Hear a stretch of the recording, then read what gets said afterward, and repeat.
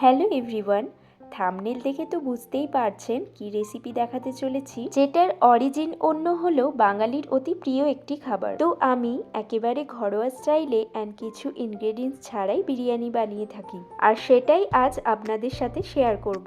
তো ফার্স্টেই কড়াইতে সর্ষের তেল দিয়েছি এবং তার মধ্যে 1 চামচ ঘি দিয়ে গরম করে নিলাম। এরপর দিয়ে দিলাম কুচনো পেঁয়াজ, যেটা গোল্ডেন ব্রাউন হওয়া পর্যন্ত ফ্রাই করতে হবে। অনেকেই ভাবছেন হয়তো যে এটা আমি বেরেস্তার জন্য বানিয়ে নিচ্ছি, কিন্তু না, আজকে স্টাইলটা একটু অন্যরকম হবে। এটা গোল্ডেন ফ্রাই হয়ে গেলে তাতে 1 চামচ চিনি, পরিমাণ মতো লবণ, হলুদ ও একটু লঙ্কা গুঁড়ো দিয়ে সামান্য নাড়াচাড়া করে নিতে হবে। মশলাটা কিছুক্ষণ ভালো করে কষিয়ে নিলাম, দেন তাতে পরিমাণ মতো জল দিলাম।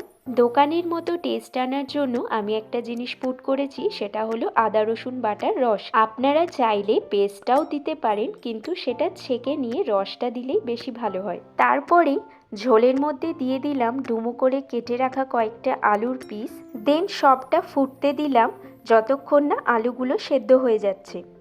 অন্যদিকে চিকেনের লেগ পিসগুলো আমি ততক্ষণে লাইট ফ্রাই করে নিলাম।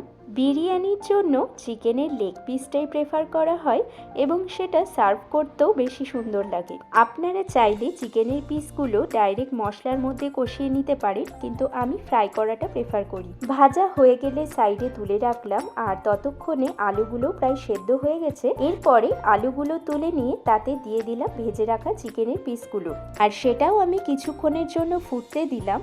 আর এটা আমি করছি কারণ আলু এবং চিকেন দুটোর মধ্যেই যাতে ঝোলের ফ্লেভারটা ঢুকে যায়। চালটা আগেই গোটা গরম মশলা দিয়ে 80% বয়েল করে রেখেছি, বাট জয়িত্রী ও জায়ফল চারা আপনারা চাইলে অ্যাড করতে পারেন। এদিকে চিকেনগুলো প্রায় সেদ্ধ হয়ে গেছে, তাই এতে দিয়ে দিলাম আগেই সেদ্ধ করে রাখা আলু, তারপরে দিলাম বিরিয়ানি মশলা, দেন দিলাম ফেটিয়ে রাখা টক দই। এই সব কিছু খুব ভালো করে মিক্স করার প্রয়োজন নেই, আমি জাস্ট ওপর থেকে হালকা নাড়াচাড়া করে নিলাম। এরপরে রাইসের ফার্স্ট লেয়ারটা দিয়ে দিলাম, দেন আবারও ছড়িয়ে দিলাম সামান্য বিরিয়ানি মশলা।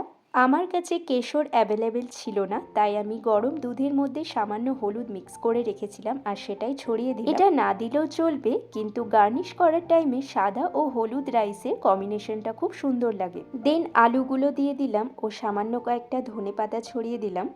আপনারা ইচ্ছে মতন রাইসের লেয়ারগুলো সাজাতে পারেন, বাট অ্যাট দ্য এন্ড খুব ভালোভাবে আমি ঢাকা দিয়ে কিছুক্ষণের জন্য রাখলাম। আর আমি আগেই বলেছিলাম যে অনেক কিছু ইনগ্রেডিয়েন্টস ছাড়াই আমি এটা বানাবো, যেমন মিঠা আতর, গোলাপ জল, কেওড়া জল আপনারা চাইলে অ্যাড করতে পারেন, বাট ট্রাস্ট মি, একবার আমার মতোই সিম্পল ওয়েতে বানিয়ে দেখুন, দোকানের থেকে কিছু কম টেস্ট হবে না।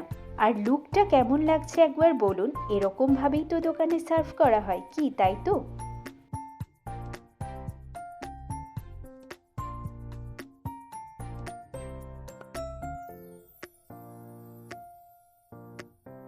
তো রেসিপিটা যদি ভালো লেগে থাকে তো অবশ্যই একটা লাইক করবেন। আজকের মতো bye, see you soon my next blog.